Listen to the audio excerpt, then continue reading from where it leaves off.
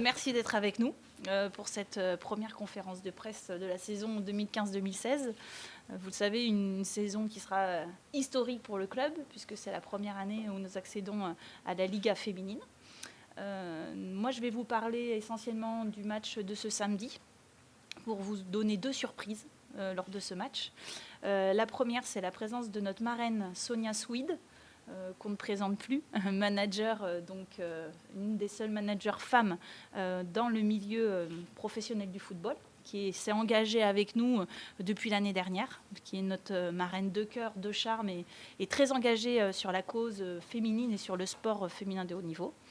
Et elle viendra accompagnée d'une équipe de tournage de M6, puisqu'elle aura un reportage sur le 1945 sur M6. Donc ce sera l'occasion pour elle aussi de communiquer sur son engagement fort. Et elle sera accompagnée de la championne du monde de boxe, Myriam Delal, pour le lancement féminin de ce premier match à Chamalières. Donc match qui, je vous le rappelle, sera samedi à 19h contre Saint-Raphaël. Saint-Raphaël qui était l'année dernière 11e de la Liga féminine et repêché cette année pour évoluer à nouveau en Liga féminine. Oui, c'est ça. Elle nous a fait l'honneur de sa présence sur le premier match à Paris.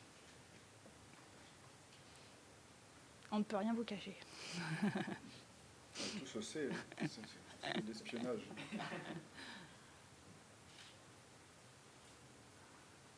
Donc voilà des surprises un petit peu sur ce premier match samedi. Après, pour toutes les questions sportives, je vais donner la main au coach. Je passe la balle. Quand vous voulez poser des questions? Ouais, peut-être évoquer le match d'hier en quelques mots. J'ai déjà oublié. Le match d'hier, ça a été un petit peu le remake du premier match de préparation contre Nantes. Les filles ont été très timorées. On ne peut pas enlever au Stade Français leur qualité de jeu, mais on a eu du mal à exprimer nos qualités sur ce premier match à l'extérieur. Alors, je pense que c'est dû aussi au fait qu'on a eu très peu de temps de préparation et que c'était seulement notre 4e match. Donc ça s'est ressenti, ça sera beaucoup plus facile à domicile où elles ont leurs repères, leurs habitudes.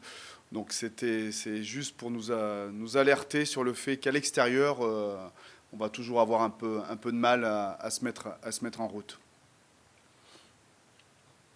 Dans quel secteur pour la préparation vous avez craint plutôt le fond de terrain et ça s'est au niveau vérifié ou alors plus que vérifié. Le premier set, on explose au niveau de la réception. Bon, mais ça, c'est un petit peu normal, le temps de se mettre en route. Par contre, sur le deuxième set, on mène 16-13. On est devant physiquement, on impose notre physique. Au niveau du jeu défensif, on est dans le coup. Mais au niveau de la réception, on prend à 16-13, on prend un petit 20-16. On prend 7 points de suite sur la même rotation et c'est seulement au niveau de la réception on a eu du mal. Donc ça va être ça tout au long de l'année.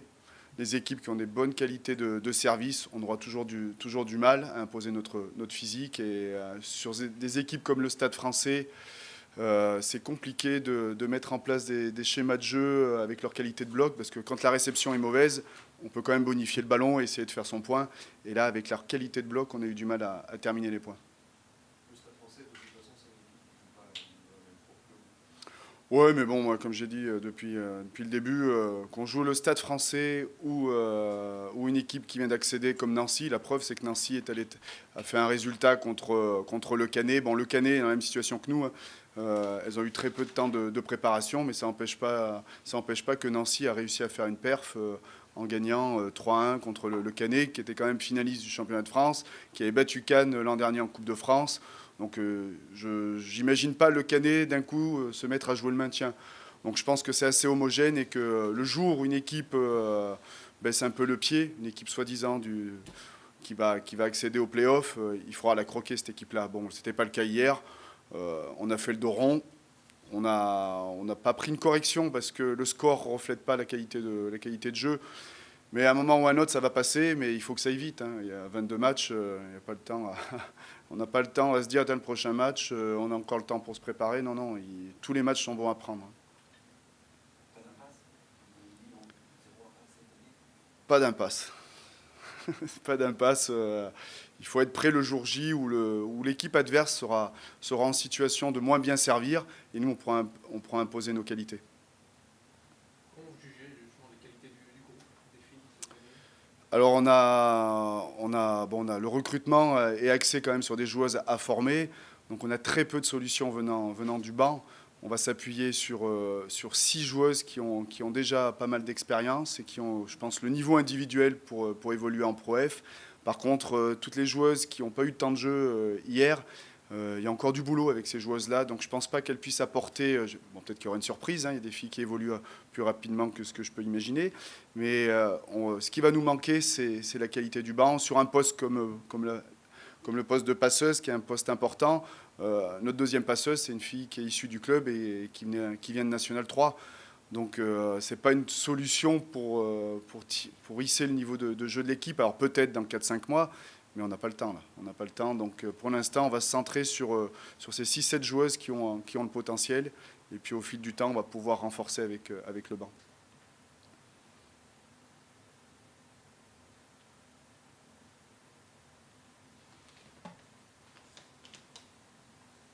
Je dis plein de choses. Vous vous êtes fixé un objectif cette saison au-delà du maintien ou vous voyez match après match Comme les footballeurs, comme les entraîneurs de foot. Vous aimez bien les journalistes qu'on dise match après match.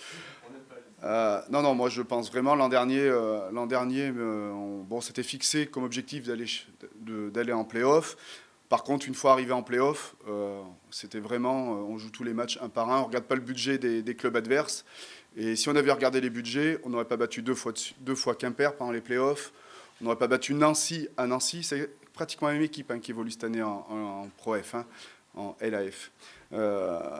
Donc l'objectif qu'on se donne, et ce n'est pas un truc pour faire de la com', c'est vraiment tous les matchs un par un, et puis on va voir ce qu'on va récolter à la fin de saison. Si on s'imagine, si on fait une programmation avec le type de joueuse qu'on a là, si on fait une programmation très stricte, à part la préparation physique, où là, bon, forcément, on a des pics de forme qu'on va rechercher, mais si je m'amuse à tenir un discours aux joueuses, ce match-là, il est important, il faut le gagner, celui-là, c'est pour le préparer, elles vont les choisir, les connaissant. Donc je préfère qu'elles ne choisissent pas leur match et qu'elles jouent tous les matchs à bloc. La saison est courte. En plus, sur notre programmation, on surfe sur la préparation des filles qui étaient en équipe nationale. Donc jusqu'à Noël, c'est au taquet. C'est au taquet. Ensuite, il y a une coupure et les qualifications aux Jeux Olympiques, donc elles vont repartir. Donc on ne peut pas trop s'amuser à tabler sur des périodes où on peut baisser le pied. Non, on va surfer sur la préparation de ces filles qui sont en équipe nationale.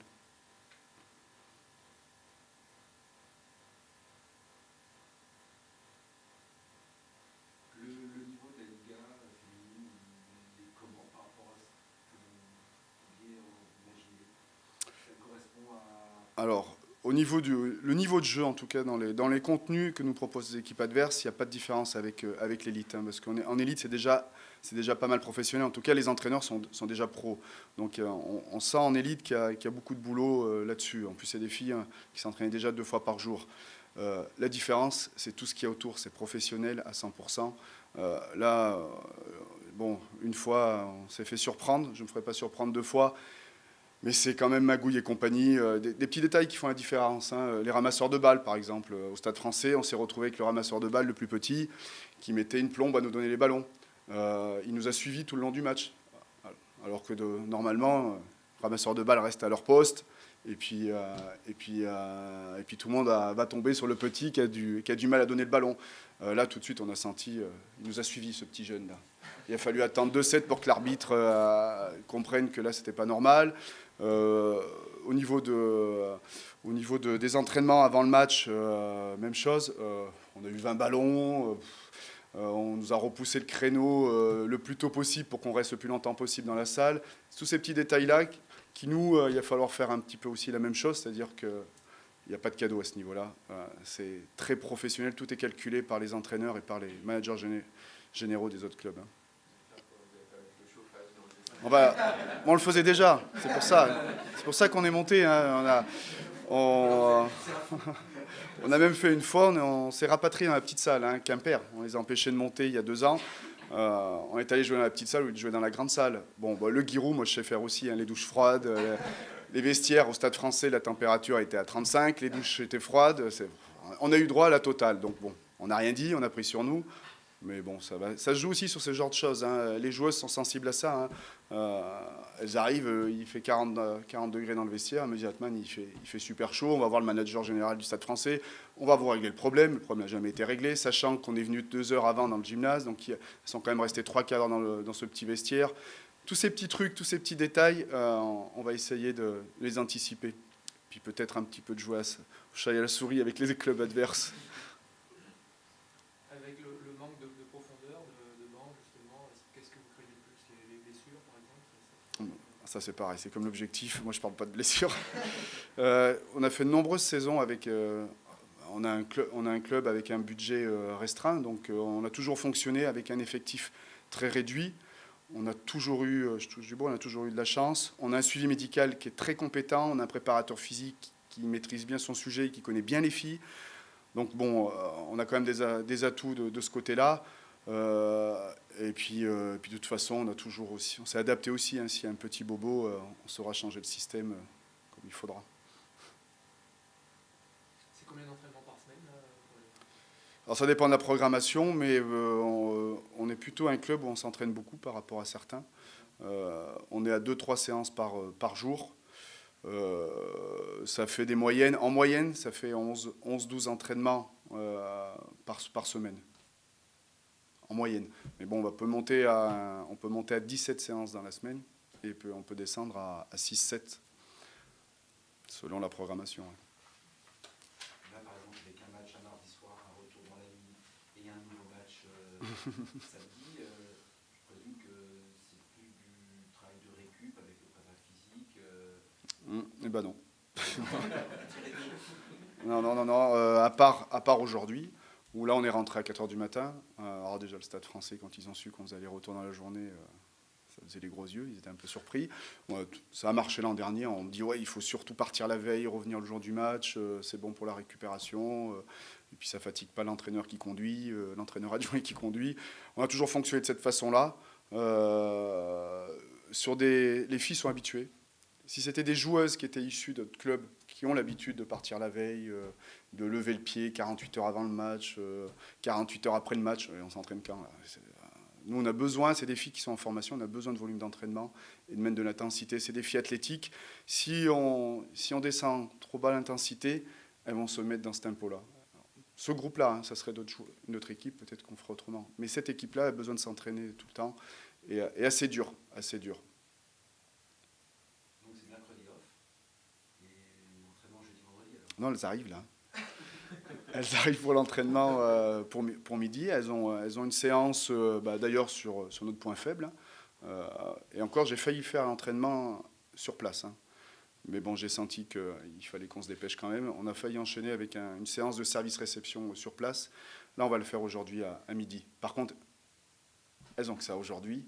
Mais dès demain, on repart sur une semaine classique avec 2 séances d'entraînement jeudi, vendredi 2 séances d'entraînement et une samedi matin. C'est des filles très très athlétiques. Hein. J'aurais des filles fragiles, je ne gérerais pas comme ça. Mais elles ont besoin d'intensité. Au Kenya, les filles, elles rentrent dans le gymnase, elles ont 6 heures d'entraînement. Alors bon ou pas bon, je ne sais pas. Mais en tout cas, elles ont des habitudes. Au Cameroun, c'est la même chose quand elles partent en équipe nationale. Nana, hier, elle a fait un match exceptionnel. Elle a fait tout l'été avec l'équipe nationale du Cameroun. Là, il faut continuer avec elle. Il ne faut pas qu'elle baisse de rythme. Hein. En plus, la connaissant, elle peut hiberner. Donc, il faut rester sur le même tempo. Bon, alors un mot sur le match de ce week-end.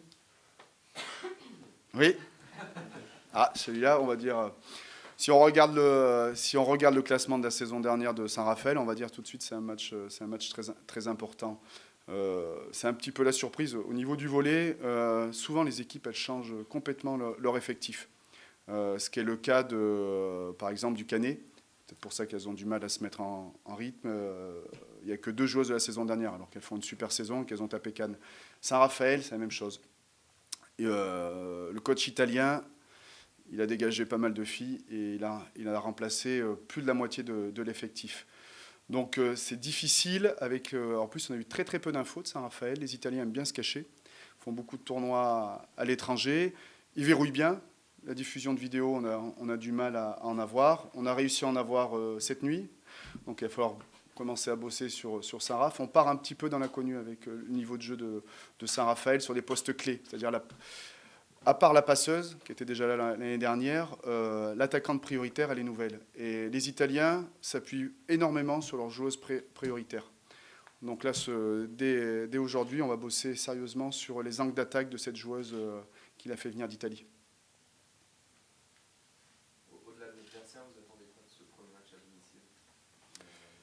Et ben, qu'elle se décrispe, qu'elle nous montre un peu ce qu'elles nous ont montré l'an dernier. Là, à Paris, il y a certaines joueuses, je ne les ai pas reconnues parce qu'elles avaient la pression, c'était compliqué. On avait affaire à une équipe en face qui avait vraiment beaucoup de répondants. Saint-Raphaël, ça va être la même chose. Hein. C'est une équipe, connaissant l'italien.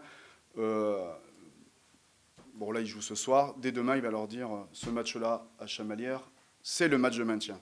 Il va être clair, lui. Il va parler comme ça. Donc, elles vont venir là avec une envie d'en découdre et surtout de nous taper. En général, on aime bien affronter ces équipes-là qui nous mettent la pression dès le début du match. Le Stade français, elles ont joué à leur rythme, tranquillement, ils ont déroulé leur match. Je pense que Saint-Raphaël va vouloir tout de suite imposer par la voix déjà. Elles vont être un peu plus exubérantes. Et puis le coach italien va mettre de l'envie. Et ça, c'est intéressant pour les filles de Chamalières parce qu'elles aiment bien être dans le duel. Donc on va jouer là-dessus. En tout cas, moi, je vais les piquer là-dessus. Par rapport à l'engouement aussi, la première à domicile, c'est aussi retrouver son public. Je pense que vous êtes des supporters. Ah, déjà, il y a plein de journalistes. Il paraît qu'il y en a plus ici qu'à Clermont-Foot. Donc on sent qu'il y a de l'engouement. Conférence de presse. Donc il y a de l'engouement, on le sent. Bon, le petit bémol, mais tant mieux pour la région Auvergne, hein, c'est qu'il y a le basket qui joue en même temps. Mais par contre, les gens vont être curieux de venir voir jouer cette équipe-là en Pro F. Il y a tous ceux qui ont connu l'histoire de Rion, du Volleyball Club de Rion, qui ont envie de revoir du haut niveau. Et je pense qu'on va retrouver beaucoup de Riomois dans la salle samedi. Derrière, bon, les filles, elles sont quand même... elles ont l'habitude de jouer avec beaucoup de monde dans la salle. Hein, les Kenyennes, pour elles, 1000 personnes, entre 500 et 1000 personnes, pour elles, c'est comme si elles jouaient un match de préparation. Elles sont habituées à jouer devant 7000 personnes. Les anciennes, elles ont connu la fin de saison l'an dernier. C'était pas mal quand même. Il y avait pas mal de monde, il y avait de l'engouement. Donc là-dessus, au niveau des joueuses, je ne pense pas qu'elles aient une pression qui vienne des tribunes. Par contre, l'environnement du club... L'environnement du club va sentir tout de suite qu'il y a des exigences qui sont beaucoup plus élevées. Donc c'est là-dessus où il va falloir un peu faire passer un message à tout le monde qu'il faut être patient avec ces joueuses-là. Pas parce que c'est Saint-Raphaël qui a fini 11e qu'il y a le résultat à la fin du match sûr et certain, on va gagner, quoi. Peut-être qu'il y aura une défaite, mais plus important, c'est surtout qu'elles montrent leur vrai visage surtout, qu'elles se mettent en confiance. Alors peut-être qu'il n'y aura pas le résultat final, la victoire, mais si elles montrent leur vrai visage, ça sera très bon signe pour la saison.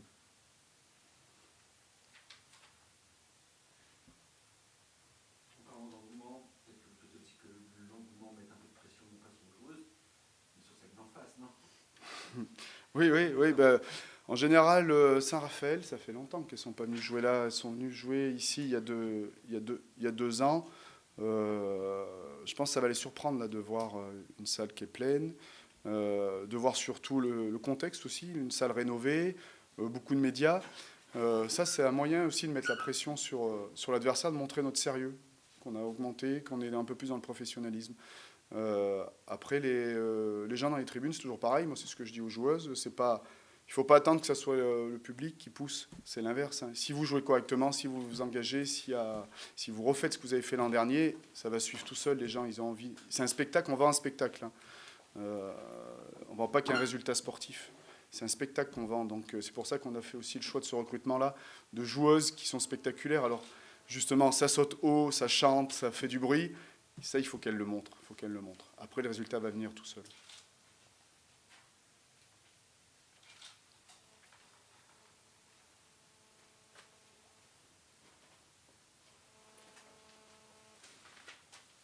peut-être un mot, je sais pas, de la présidente, et un petit peu sur le nombre de partenaires que vous avez cette année. Ça a été facile, enfin, bon, je sais que le budget a augmenté, bien augmenté. Bon, il a fallu faire vite. Oui. Quel bilan vous dressez, vous, à l'entame de cette saison? Un intersaison dense, c'est ce qu'on a dit, hein. Avec grand plaisir, on s'est affairé à la recherche de partenaires cet été. Après l'été, c'est compliqué quand même de trouver des partenaires, donc on a eu une garantie très rapide des collectivités sur leur engagement. Donc ça a été quelque chose de rassurant sur notre budget, sur la partie majoritaire du budget. Et maintenant, la course aux partenaires est toujours de rigueur, toujours en vigueur. Donc, on donne des rendez-vous à nos partenaires à chaque rencontre et on ne manque pas de leur dire de venir. On a des invitations de nos partenaires en cours également sur ce premier match. Donc, l'idée, voilà, c'est de leur donner envie de signer leur griffe à Chamaillard. Mais ça va être une course qui va durer toute l'année parce que on partait, vous savez, le sport féminin, pour exister dans le milieu carmontois et au dehors, voilà, c'est compliqué au niveau des médias. On vous remercie d'être là d'ailleurs, parce qu'on sent que ça va venir aussi grâce à vous. Et en même temps, voilà, il faut aussi continuellement qu'on vende le club, qu'on vende le sport féminin. On est conscient des valeurs qu'elles ont. Comme on dit souvent, c'est de la fraîcheur quand on les a en interview, c'est de la fraîcheur quand on les voit sur le terrain, elles sont spontanées. Donc là-dessus, voilà, c'est quelque chose qui peut intéresser, je pense, des partenaires et tout simplement la visibilité d'une entreprise. Voilà. En plus, on peut recruter jusqu'à la fin de saison, donc si en plus on peut avoir des partenaires qui arrivent, on a la chance d'avoir on peut recruter jusqu'au dernier match. Donc il y a certains clubs qui jouent avec ça, hein. Il y en a qui n'ont pas tout dépensé. Nous, on a un contrôle de masse salariale, donc on est au maximum, mais si on augmente nos partenaires, on peut aller chercher justement une joueuse qu'on a déjà repérée, si on avait cette chance d'avoir un budget supplémentaire. Ça joue, hein. Sur certains clubs qui jouent le maintien. Moi, on ne joue pas le maintien, moi, mais certains clubs qui jouent le maintien, certains clubs qui jouent le maintien gardent une petite réserve pour la fin de saison. Voilà. Donc le combat, il est sur le terrain, il est aussi également autour du terrain. Surtout autour du terrain.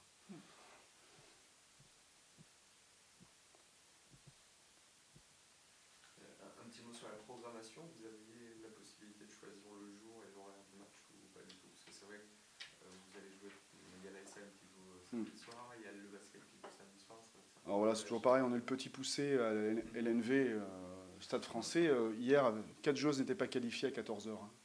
Un petit coup de baguette magique et les joueuses étaient qualifiées pour le match. On avait le président de la LNV dans les tribunes, on avait tout le Gotha de la LNV dans les tribunes. Mais bon, bref, on va apprendre. Donc, c'est quoi la question ? La programmation, vous avez votre mot à dire sur Oui, sur la programmation, oui, ils nous demandent. Par contre, après, ils nous ont imposé de jouer à 19h. Et on avait encore le temps de se retourner. Et finalement, on s'est concerté. On a dit c'est pas plus mal de jouer à 19h. Beaucoup plus tôt, pour faire venir les parents avec les enfants, par exemple, voilà, c'est beaucoup plus facile. Ça fera peut-être mieux marcher la buvette aussi, parce qu'à 19h, ils n'auront peut-être pas mangé. Voilà. Et puis au niveau par rapport à la concurrence des autres sports, on n'a pas regardé, parce qu'avec l'ASM, ça bouge selon les matchs qui sont diffusés. Clermont Foot, c'est tous les vendredis, donc déjà, c'est en moins. On n'a pas regardé par rapport au basket. Là, le cas de figure se présente samedi pour le premier match, pour les deux clubs à domicile. Bon, c'est dommage. Mais bon, je pense qu'il y a de la place pour tout le monde. Il y a assez d'Auvergnat pour remplir 2 gymnases différents.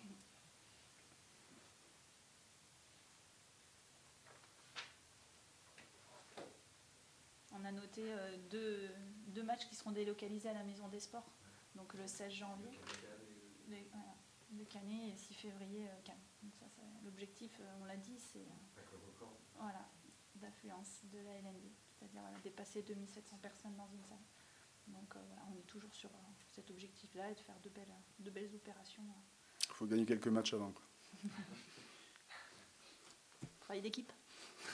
Parce que quelque part, gagner, c'est quand même la base du projet, quoi, quand même, non ? Ouais, mais bon, après, il faut toujours revenir aussi. Le club, c'est pas pour dire attention, il est petit, c'est normal qu'on finisse 12e, de monter, de redescendre. Mais on est quand même, au niveau du budget, on est quand même le dernier club. Hein. La masse salariale, nous a imposé d'avoir que 10 joueuses et d'avoir 10 joueuses et d'avoir que 6-7 joueuses qui avaient de l'expérience. Donc on est quand même là-dessus, même si on va dire, je vais faire pleurer tout le monde, on est quand même le plus petit budget. L'an dernier, on a laissé derrière nous des clubs comme Quimper, qui aujourd'hui a 950 000 euros de budget en élite, Évreux, qui a à peu près 800 000 euros. Voilà. Nous, on est monté, je ne dirais pas par accident, parce qu'il y a un travail derrière tout ça, mais on est le petit poussé. Hein. Après, ce n'est pas le budget qui fait le classement. Au foot, on est en train de le voir. Il faut qu'il y ait une dynamique qui prenne rapidement. Mais il ne faut pas être... Voilà, moi, on n'est pas fou non plus, hein, on ne parle pas de maintien, mais ça n'empêche pas qu'on reste dans un fonctionnement qui se rapproche du professionnalisme, et on le découvre, hein, comme je l'ai dit hier, au Stade Français, il y a plein de choses que j'aurais pu anticiper, qu'on n'a pas anticipé, qu'on va anticiper pour les prochains matchs à l'extérieur. Le temps de s'adapter, hein, on découvre. Alors, on a fait rêver les gens, on est monté, on a fait rêver nos bénévoles, mais c'est un gros challenge, là. Hein. Normalement, avec le budget qu'on a, on devrait être le 12e en élite. Voilà. On est en Pro F. Pour l'instant, on est 12e en Pro F. Parce que Nancy a fini premier l'an dernier. Donc au classement national, on est 12e club au niveau du budget. Mais sportivement, le but, c'est pas de finir 12e.